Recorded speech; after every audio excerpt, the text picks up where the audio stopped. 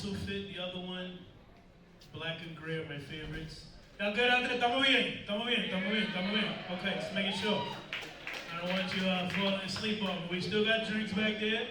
The nachos are here. That's the only thing, you know what I mean, I was able to grab.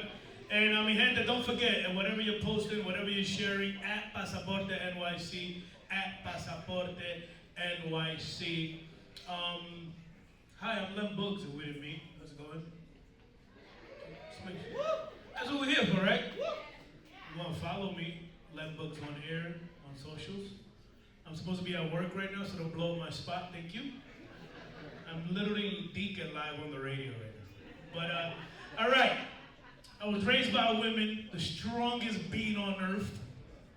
I was raised by 5 strong Dominican women. So, ladies, keep leading the way. We just be acting like we know everything. You know who you are out here. You guys are superheroes.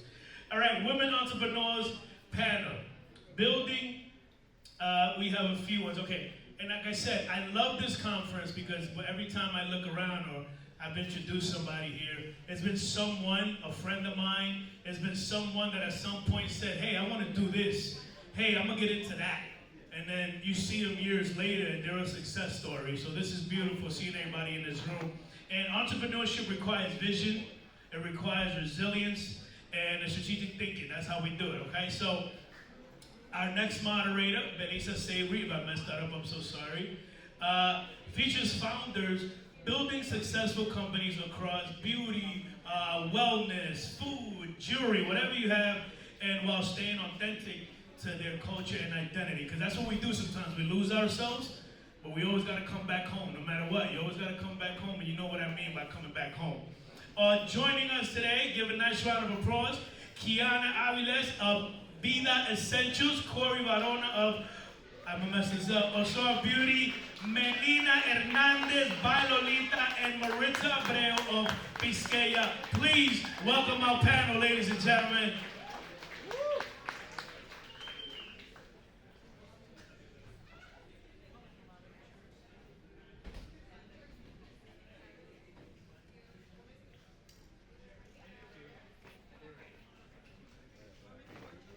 I got a different chair. Wait, no.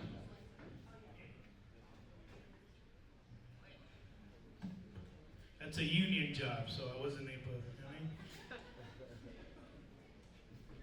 Are the pictures matching? I think so. You don't have to, I'm just being an idiot, I'm sorry. No, he's kidding. Okay. All right. Is this the last session? Is that where we are right now? Maybe. We got some more. I hope everybody had a little bit of coffee, you had a little bit of lunch. Listen, I am so excited about this conversation we're about to have here. All about building your businesses. We're all there, including myself, Belisa Savory, owner and founder of Savory Solutions. We are a strategic partnership and business development firm. I'm excited to host because I've just launched this on my own after working for companies like Telemundo, the Mom Project, Yelp, and just being like, I kind of want to do my own thing. So I'm here to learn just like the rest of you, but guess what? Take out your phones, but not to take pictures, to take notes. Because I guarantee you that everybody here today has a business that is percolating in there. I have 10 of them, okay? And this is just one that I'm just like, how do I get from point A to point B? How do I just get to next week, right? It's not all about just finding the end result, it's starting the journey. And sometimes it's just taking a step. And I have some incredible founders that are gonna talk about that today, because it's not just about building a business, right? That's great to build a business, but it's really about building momentum, right? Shifting narratives, that part, and really finding a voice and creating kind of these businesses that reflect who you are and where you come from.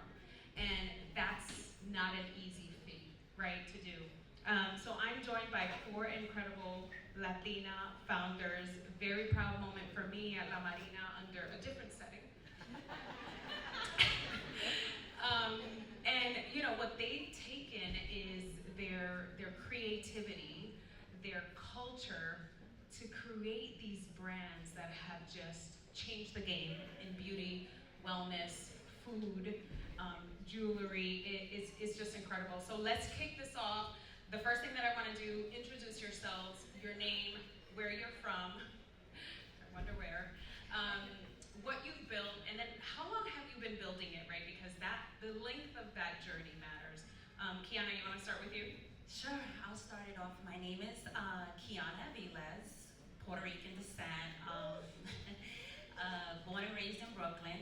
Now I reside between New York and Miami. And I am the co-founder of Vida, founder of Honor Fashion Clothing Line, and I just been nominated as the vice president of the Chamber of Beauty of Commerce. Amazing. Let's go. Let's just go ahead and go down the line. Was it not in here? Okay. You might need another mic. Hello, everybody. I'm Corey. I was born in Santo Domingo, República Dominicana. I now reside in Pennsylvania, and I am one of the co-founders of Ocoa Beauty. Ocoa is a curly hair company that is inspired by the beauty of the Dominican Republic, and I co-founded it with my sister Nicole. And yeah, and that's about it. Hi everyone, I'm Melina. I am founder of Lolita, a jewelry brand dedicated to the maximalist girlies. I am from Uptown, born and raised, and I am Dominican. Yeah. I'm Maritza, you can call me Mari. Born and raised in New York City, the Lower East Side, Dominican descent, and I am the founder and CEO of Bisqueya, a food company that celebrates my Dominican heritage. We're changing the landscape in the food space and reclaiming sabor. And if you check under your seats, all of these products are there. Just kidding. I'm kidding, but that would have been exciting. That was my one Oprah moment. I didn't, sorry. Okay, so jumping right into it, every business, like every idea has a spark. So at one point, did you go from, I have an idea, to, I'm gonna do this. I'm doing this. Like at what point did that happen? And anybody jump in for that? I'll start. For me, for those who you don't know, I owned a nail salon right here on Tagline and Broadway. It was called Nail Lounge, and my mother created Vida in the kitchen. She started handing out samples, out of wonton cups, that we all know from the chinitos. She started giving those out, and people literally started making lines and would wait for her to arrive to the salon requesting this product. One of the turning points also was when, influencers such at the time, Cardi B, etc., would come and they would literally wait for the product. And that's when I knew that we had something. And at the time, asked my assistant to do a mediocre website, and we went e-com. And that was the moment that I knew we had something. I mean, for me, it was very, we didn't find a white space. It wasn't something that it was like, we were looking for. It was literally a destiny. We were transitioning to our curly hair, and it's my sister and I both doing it together. And we felt that we wanted to find a product that not only was representing of our culture, but also had the ingredients that would nourish hair. So yeah, it was kind of like just an accident, but at the end of the day, it's something that we're very passionate about, and we just wanted women to embrace who they were born to be. For me, we started Lolita back in 2016. I started like as a side hobby. I didn't think it was gonna be the movement that it is now. And so many girls came up to me, telling me that they felt so seen with my pieces because 9 years ago when I started, the jewelry industry was very minimalist. I don't feel like there was a space for the bold, dramatic, and nostalgic pieces that I, have created within all these years. So I feel like, that was like the turning point for me to just, say like, wow, we do have something big here, and let's create something for the girls that love big dramatic pieces. And where did that start for you though? My mom has been a jeweler for 30 years, so I was like literally, this is my world.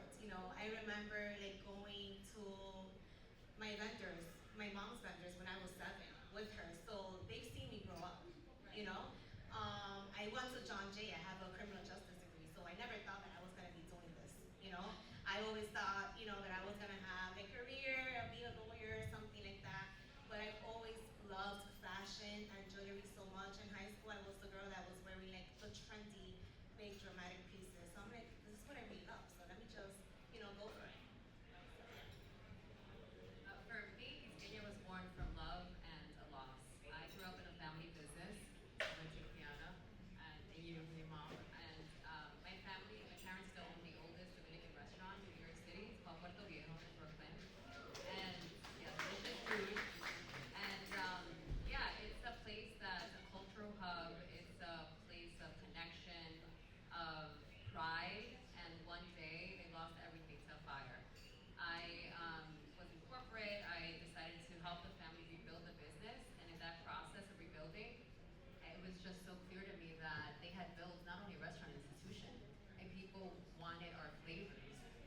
that moment when I said, our flavors are so special and so steeped. I want to bottle this personal story and make it into what it is today, Biscaya, our flavors. I especially love that you guys aren't in industries that you could say are an open market. Like they're saturated, right? So there's already a lot of vendors and companies that are doing it well. So kudos to you for taking that leap and actually creating something. I think one of the things that we didn't get to was, can we just go down a line for how long have you guys been building your companies? Like that's an important part for everyone to understand. How long did this take? Because it's glamorous. And right after that, we're gonna jump into what was your biggest hurdle.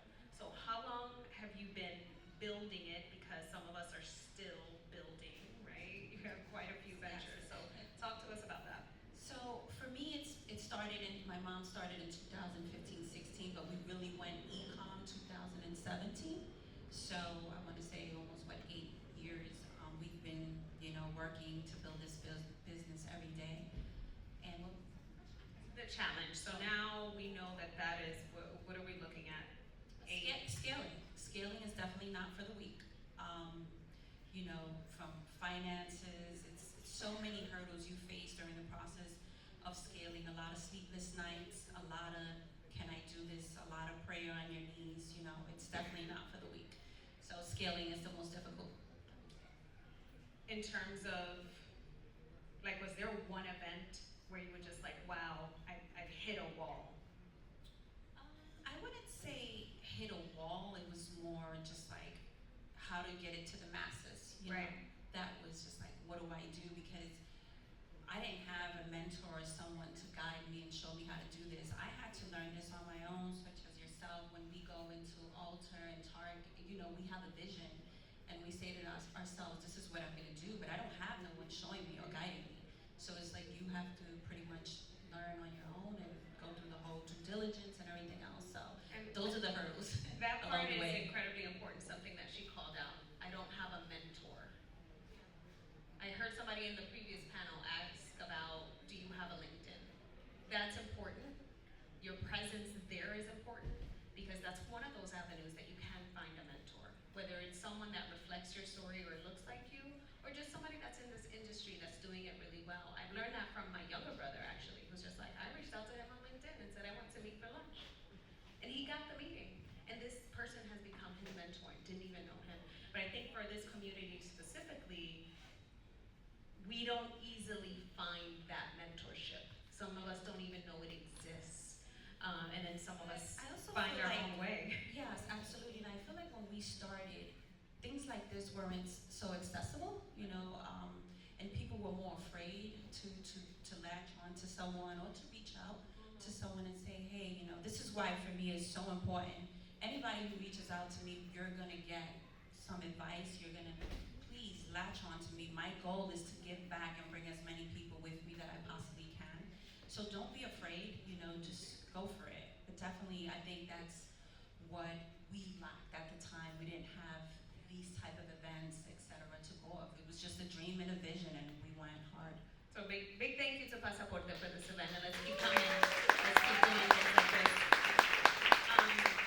Corey, let's jump to you. How long has this been for you? And talk to us about some of those challenges.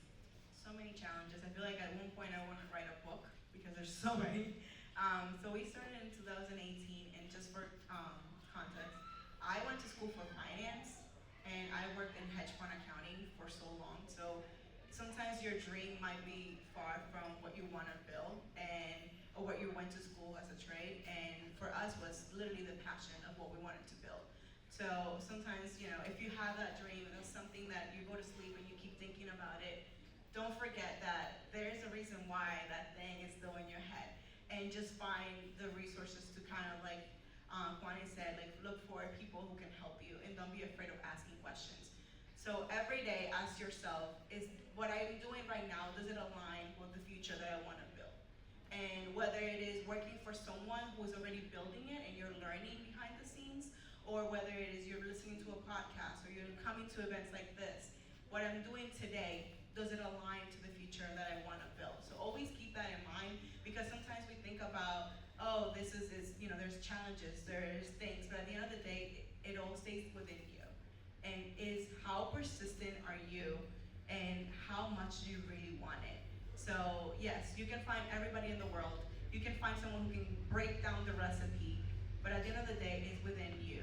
And always keep that in mind, that every day you do something is gonna get you closer to that end goal.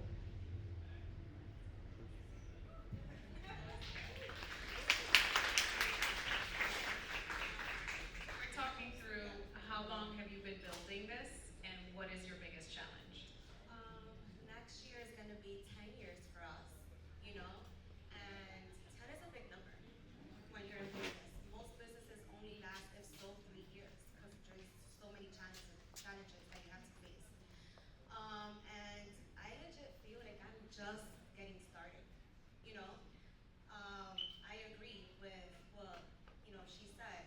I didn't have any mentors. I didn't have anyone that I can take that put me under their wings. Like, this is how you have to do things. I had to learn everything myself. Yes, my mom has been in the jewelry business for 30 years, but now we're talking about social media. This is a whole different animal. When I started, selling on social media wasn't even a thing. People were posting whatever they were posting. Now it's so, curated, and you're posting your best moments in your life.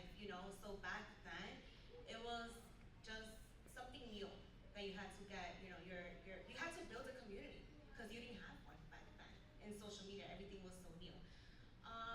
And one of the challenges now is how saturated everything is. People are just doing it to do it, not because they love it. But I feel with your passion and people see the passion that you put in and the love you put in, and that's what sets you apart. From doing it because you want to and you want it to be trendy and you want it, for clout and stuff like that, versus doing it because this is what I really love. And I see myself doing this for the rest of my life. Yeah, no, I hear that. Mari, what you got for us? Well, I started 2017. My parents were, they had this hot sauce, a family hot sauce, and they would include it in every takeout order going out. There's a little container of the hot sauce. People were asking to buy it, and they would sell it in plastic, small containers. That was my avenue. I was like, there's something special about this sauce. It's savory, it's different from what I'm seeing on shelves. And so when I started just packaging. I used our customers, the restaurant customers, as my focus group. I was working on branding, putting labels on the containers and bottles, and just getting feedback directly from the customers. And but the biggest challenge to your question was learning everything all at once. Like when I decided to really take off with a proper, product, it was learning about manufacturing, about branding, about supply chain, and it was all at once without a proper roadmap. Like there were moments where I felt stuck, where I felt like I was everywhere but not moving fast enough, and that was very difficult. But what keeps me going in those moments is just remembering why I started, which I think is so important. If you're launching a business, there has to be a bigger purpose behind what you're building. Otherwise, just making money is not enough. That's not going to get you through those difficult moments. So for me, it's why I started, who I come from. Like my parents were immigrants that came to New York from the mountains of Jarabacoa, and they reached all their goals. So that spirit I carry through as I'm building Vizcaya. And also having, to your point, Corey, like being very clear on staying focused on your vision, like the impact you want to make. That also keeps me going in difficult moments because I want to be an example of a first generation Dominican American that took a chance, went off the beaten path, and made it happen. She figured it out and made it happen. So and that perseverance and purpose can take you far if you stick with it. So yeah, I think the most important part that we all mentioned is community. How you started doing your research in the restaurant, and just having that community support first and foremost before you try to just go super big. It's really important building a community. Yeah, that community focus group is Yeah, it's important. amazing when you walk in places and people are like, oh my God, I've been using your product for so many years, and it's like, wow, thank you. So community is definitely important. My next point goes into that, but I want to go back to what you had just mentioned, Mari, because these are the things that we're not taught in school.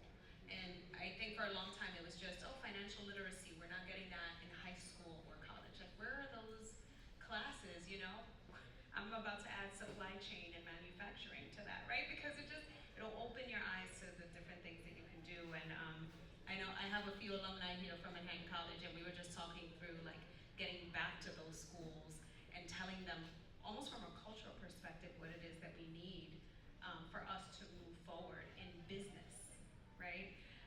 But it really ties into what I'm hearing. There's a common thread here that you're talking about how closely tied your products are to your story and how important that is. That's a fine, delicate dance that you do once you start making money or once you start to become successful. So how do you stay authentic to that story as you grow? I know you mentioned scaling. Like what are you guys doing to make sure that you don't kind of pull yourself from that story too much and that authenticity? I think you feel it when, sometimes if you're like, okay, I'm swaying away from my true essence of why I started this, and once you realize that you're just like, you really have to focus on why you started, period, what was the dream? For us, it's really impacting and helping, people who are suffering from chronic hair issues. So and it's like every time that you hear another story, it just gives you more fuel to continue your journey and know I'm doing the right thing. So I think that just always going back and hearing all these, attaching yourself to all these people that you have impacted is key. 100%. For me, authenticity is the heart of our brand. We started from our problem that we were having as we were transitioning to our curly hair, because a lot of us felt at one point that our hair was pelo malo, that we didn't want to embrace it. The society put some sort of a stop on what embracing your natural hair was, and we grew up with that. And when people read and hear the story of us as sisters and just sharing what we did and focusing on bringing culture at the same time into it, and by bringing ingredients from Latin America directly, focusing on a different take on formulations. Authenticity, if you find that true passion and at the end of the day is connected to your roots, it could only just grow from there because people will really feel connected to your story even more. So don't be afraid of sharing who you are, your roots, what you believe in, and how you're planning to make an impact. Because I think at the end of the day, you could be in saturated spaces, but if your story truly connects with people, you could totally open doors that you probably couldn't imagine. For us, everything has to make sense to me personally. For example. So you're the boss, that's what I'm saying. You make the call. For example, I just dropped a collection called En La Lucha, and I was really wrestling with the idea of changing the name of it, because I was like a little, doubtful, like if people that didn't grow up hearing that saying, aquí en la lucha, are they gonna understand the concept, But then I'm like, I am creating this collection for the same very people that understand that concept, and if you don't, now is your time to do your research, So it has to make sense to me at the end of the day, and it has to have the Bailolita, DNA with everything that I'm doing. Yeah, for Biscaya, it's my family recipe in a bottle, and it's very much my identity in the bottle. Like it's yo soy de aquí de allá, and that's what Biscaya is. And so for me, it's really important to continue sourcing the ingredients of my parents from the same. When I started buying the passion fruit, the hot peppers from the same suppliers, Dominican suppliers my parents were using, even though it was more costly. But that was important to preserve the integrity of our flavors. And, framing it in a way that's universal, like hot sauce. It's a universal condiment, but with a Caribbean savory tropical twist. And so, for me, so that in itself will remain as long as I'm able to control that, and I think that storytelling, authentic storytelling is a very big part of our brand identity, and sharing, continue to share that while building those frameworks and systems that can, continue to grow the brand without my presence in the future. Yeah, you all are fearless because you're telling this story even if you may think that it doesn't resonate more broadly. Bad Bunny Super Bowl. specifically for you because I know that you're dabbling in multiple ventures. And so for those of you, if you've started your business, you're thinking about starting it, another idea might come to fruition, right? In that process, you may have more ideas. That's just how ideating works. How do you know when it's time to launch something new versus kind of doubling down on something that's already working? Like, well, how do you say, okay, this line, this path is good. Now I shall start it. So I believe if you're not a master of one, you're a master of none, so to speak. So I like to, double down on one thing first and kind of get that going, get that in order before I move on to the next. I don't want to just dabble in a whole bunch of things at once because I believe you lose focus and none of them would succeed. So I truly believe in doubling down what you truly believe in, what you're most passionate about, and then move forward onto something else. Because you can be a serial entrepreneur, which is what I consider myself, but you definitely have to make sure one is successful before you move on to something else. So I believe in doubling down on what you truly believe in, passionate about, and then move forward. You guys wrote that down? Okay, cool. Mari, this one's for you.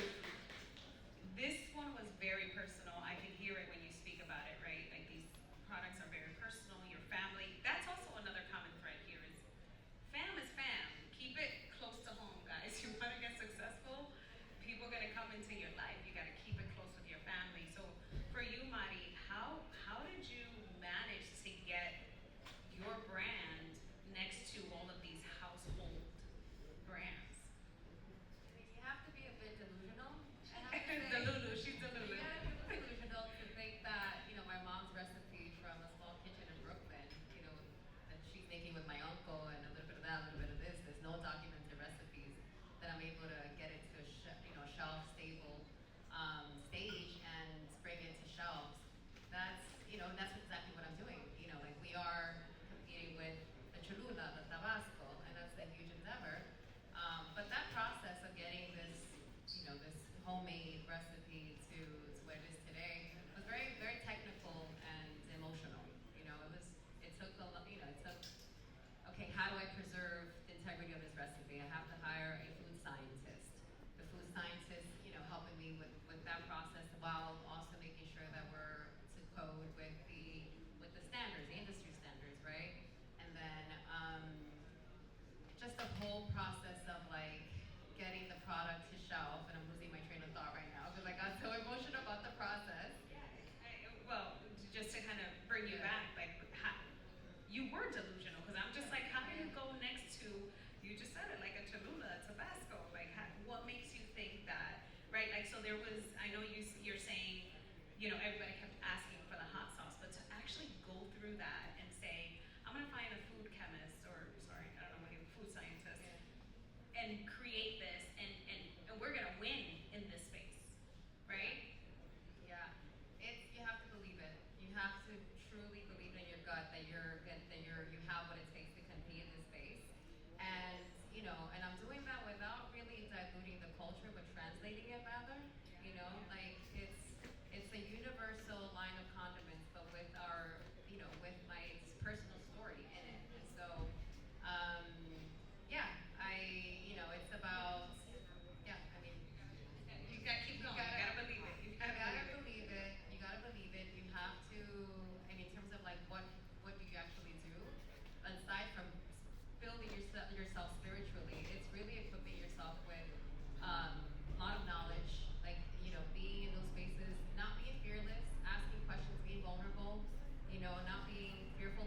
Voicing what you're projecting, like really speaking truth into existence. Don't be so precious about your idea. Yeah, because you never know. Shooting your shot? Yes. You just never know, who's gonna help you get to that next stage. Yeah. So. Yeah. Thank you. No, thank you for that. I'm sorry. And also, just to piggyback off of what Mani said, not only once you get to the manufacturers and that process, right? Especially for yourself and Mani, these manufacturers kind of want to tell you what you can and can't do. And you have to have perseverance to say, no, this is what I want. This is what we're going to do. Don't tell me my hair product can't be natural. Don't tell me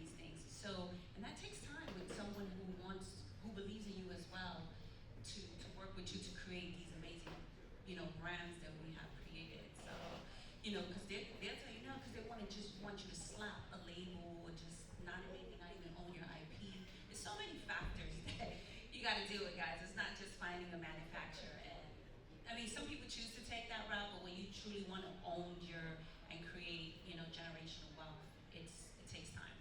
And it sounds like you're going to get a lot of no's, not just from a funding perspective, but if you're looking at like the supply chain, what it takes to get this product from an idea to actually get it on the shelves. That part is where you're also going to get no's, right? Everybody thinks about funding as the big no. Even with jewelry, you have to find the right vendor and factory. You know, they want you to start with 1,000 pieces, and it's like no, like let's start small. So like I guess it's like with everything, you have to find the right fit. And there is a lot of options. So always, once you feel comfortable with working with a vendor or a company, then you go for it. But don't do it just because it's the first person you reach out to and you get desperate. That's when you start things start going the wrong way. So Absolutely. keep trying and trying until you find the right fit for you. Yeah, I also wanted to add to your point of like, yes, we are trading like at Target stores, we're launching into Whole Foods. Like, it's not really trying to blend in with the other brands. It's standing in pride of like, in your own authenticity, and that will take you far, especially in today's market where there is more interest and more curiosity to try global flavors in our space. So that's definitely something that I don't sway away from. Okay. Corey, for you, we were just talking backstage, and congratulations. These hair products just made it into Ulta. Guys, that is a big deal. And I was really interested because I'm sure it was a journey and you hit your challenges to get there. You said that was like a 3 years of them saying no to that. But now you're in there, and that's not making it. Right? Now you have kind of another uphill battle, which is how do you sustain that? Like, what happens now? Yeah, I mean, just to get to Ulta was a process, and now, yes, I'm proud to say we are the first Dominican American brand at Ulta Beauty. That's true. So we're opening doors. But back to that authenticity question, when we were there, kind of sharing the stats to the Ulta team, when we were able to actually pitch to them, we brought culture in. We brought in why we're different, and that helps you scale. So not only did it take a whole year, and obviously, like, as my sister and I, we're still bootstrapped. We're still building this business with grants and loans, and we're keeping it internal and eventually continue to grow. But building a business with a team that actually believes in your vision really takes you places. So it takes time, but they can help you scale it because they see beyond you, right? And bringing people in from supply chain, bringing people from marketing. But at the end of the day, it goes back to your community. Sometimes we want to rush things. We want to go into retail right away. We said, okay, you believe that retail is going to take you places, but sometimes you're bringing more to that retailer than the actual retailer needs. So it's like, don't think that retailer is going to take you to X figure faster. You have to build community first. You need to bring that loyal customer who is going to be with you the entire time, and they're going to help you scale it. Right now, we're proud to say we're beating all their Ulta's forecasts, but it's because of our hermanas and hermanos who are purchasing directly every single day. And just to know that the Latino purchasing power is one of the fastest growing in the U.S., and if we continue to support each other, we will have more millionaires, multi-millionaires within our communities. So everybody go to Ulta. Yes. Let's keep your success going. Thank you, Melina. Super exciting for you. Similar question. You got Cardi B, Billie Eilish, Chloe Bailey wearing your jewelry. Like, talk to us through that. Yeah. Your pieces, they tell a story, right, of that cultural authenticity. How do you keep that while it seems like now you are also catering to a global audience? How do you keep that authenticity? So for us, back when I started, I would do like not random because I wear all of my pieces, and if I don't see myself in them, I'm not gonna sell them. But it was like weekly drops. Now I'm doing more of a curated seasonal collection. So every season I'm dropping something, to seasonal collections has changed the game for me. You know, because now people get to see how my brain works. You know, they get to see the behind the scenes. They get to see, you know, my vision, and it's just something. Something, you know, that I think about it, and now it's tangible, and people get to relate to that, and they get to, you know, connect with that. So I feel like creating collections changed the game for me, and it all started when I became a mom. You know, when I brought life to earth, that was just like something just sparked for me, and I just wanted to take it bigger to the next step. I wanted to literally just change everything in the way that I work and my work that I put out there. I want my son to be proud of his mom. You know, my first collection was dedicated to my son Valentino. The world is your oyster. You know, letting him know that he's gonna be able to do whatever he wants. You know, just, you know, have passion and do and like love the things that you're doing. You know. So meaningful. That was So that. meaningful. Listen, let's talk about how we look ahead. How am I doing with time? Because I don't have no clock in front of me. Oh, they changed my seat. Okay, we're good on time. Let's look 1 year ahead, and it's so interesting because in the industry that I'm in, we look 1 year ahead, and we're like, we don't know because of the advent of AI, which we're not going to jump in today, I don't think. But where are you guys seeing yourselves in 1 year? And maybe your vision is in 1 year, so tell us where that is. But when you're looking at the future of you and your companies, where do you see it? For me, I am working on opening up a showroom. You know, so now I love my clients so much. I want them with me 24/7. So now I get to, you know, I get for them to come in one-on-one and shop in person because I miss shopping in person and connecting with people. Everything now is online, social media, you know, so you really don't get to connect with your clients like that. So that's what I'm planning on doing, and also moving into the bridal industry. You know, I love Big money right there. yeah, where the real money is at. So, you know, I love the storytelling part of my brand, and I just want to be part of something special. You know, well, I think what I do is special, but you know, a wedding is a very big thing. So that's where I see myself in a year from now, God willing. Okay, manifest it, girl. For us, it's all about Right? expanding Manifest into it. more markets, more retail presence. So we're definitely excited about our Whole Foods launch, growing our team, and also expanding on our Extend the Paw initiative, which gives back to communities, specifically the Dominican Republic, that has inspired me so much. All while staying really true to our values. Same for me. We're already in Walmart, but we also, you know, just want to continue to grow internationally and so forth. So. Yeah, Boy same. expansion, I love that. Same goals here are for us is growing our team even bigger. I mean, I think we want to kind of graduate from a little team to a bigger team and impact more people. But going international is definitely a goal. That's amazing. And these next two questions, guys, are for you. So this is the time where if you have an idea that is percolating, this is a good time to take some notes. So if anybody here, right, they have an idea and they're like, oh my goodness, I don't know what to do with it, but it's really good.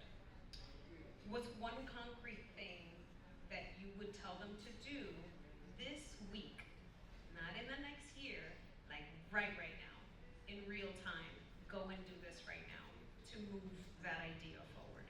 What would that be? I would say start building your prototype. Even if you don't have the resources, just start. Just start where you're at, and you might not be happy with what it turns out to be, but that momentum builds clarity, and every step you take is gonna create that plan towards your dream. So just, you know, there's never gonna be the perfect business conditions to start.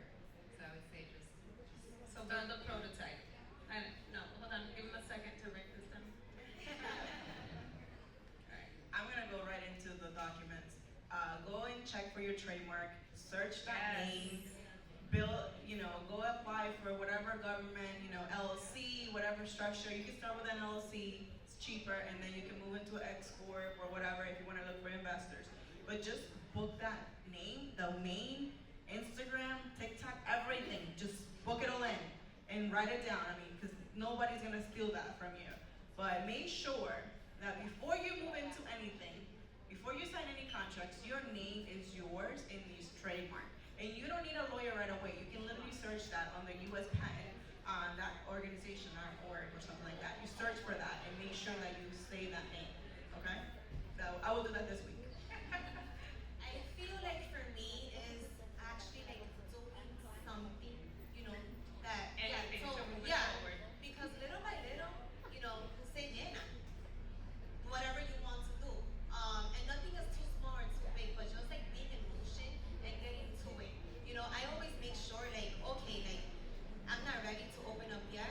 And I have been working on my showroom for like 7 months. But I made sure that every day I was doing something.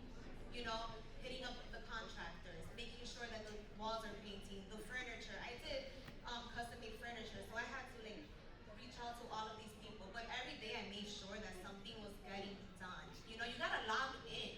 You gotta make sure, forget about your feelings and your emotions, because we all have bad days and good days, but make sure that you're locked in towards that goal, because that's what's gonna get you there. So do something, okay? Big or small. Today! I would say the same for you back over what everyone said. You know, move the needle, take that leap of faith, believe in your dreams. Of course, document all your stuff, and please, once you get to that level, make sure you own your IPs. Yeah, but just do something. There's never going to be the perfect time, ever. You're always going to want to perfect things or make things better, but do something that moves the needle. And don't be afraid. How can you fear something if you don't know what's the outcome? So please be fearless. Yeah, do that today. One thing, anything. I also want to add to, don't keep it a secret. Some people think that, oh, I want to keep it a secret because people are going to steal my idea. Your idea, you have your secret sauce yourself. So actually talking about it would help you connect with people that might help you, that you don't even know could help you. So don't keep, like, I remember my mom saying, no le diga a nadie, que te van a dar una idea. Forget about that. Like, let's change that mindset and focus on what are the steps I need to do? Who are the people I need to bring in to get that idea into actual fruition? So don't keep a secret. Just ask people. Because if they wanted to do it, they will be already doing it. Exactly. I wanted to Well, add. I truly believe what's meant for you, no one can take it away for you. So, you know, we were raised like, oh, la envidia, don't choro. No, just, I mean, a closed mouth don't get fed. So, Yep.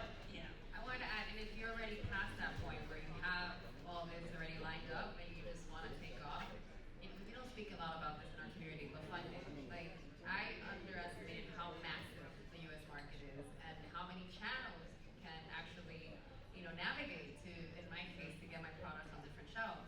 So get familiar with fundraising. What does that mean? Different types of fundraising. Start, talking to investors. Just be comfortable with that. Get comfortable with that. And we're about to close up here. Thank you guys so much. Proud Latina moment right now. Just sitting here with you guys, taking notes. I'm gonna do something, hold myself accountable, and I'm gonna send y'all an email. Be like, I did this. Hold your friends accountable. Share your ideas. Don't be fearful of the unknown. Okay, something is out there. You have to take that next step, but you do have to take action. I think that's what I carried from here. And then you have to be true to your story, right? Stay with that. If you feel it, it will happen. You do just have to take action. Last rapid fire here, if you all can add in here. Finish the sentence for me. Building a business taught me. To be vulnerable. Ooh, I didn't see that one coming. You gotta be vulnerable. You gotta open. Let's go. Yes. Yes. To persevere, to hear many no's until you get your yes. Yes. That I have power, Yes. you know? And no one is me, so no one's gonna do it. Yes. You know? Yes. Amen.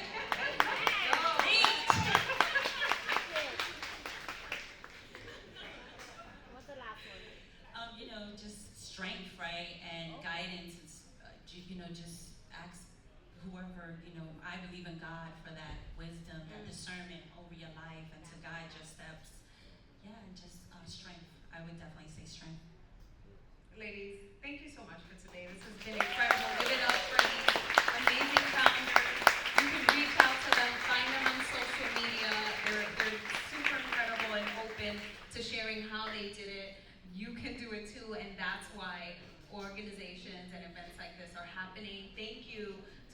Pasaporte team for putting this together. This is incredible. Thank you, guys.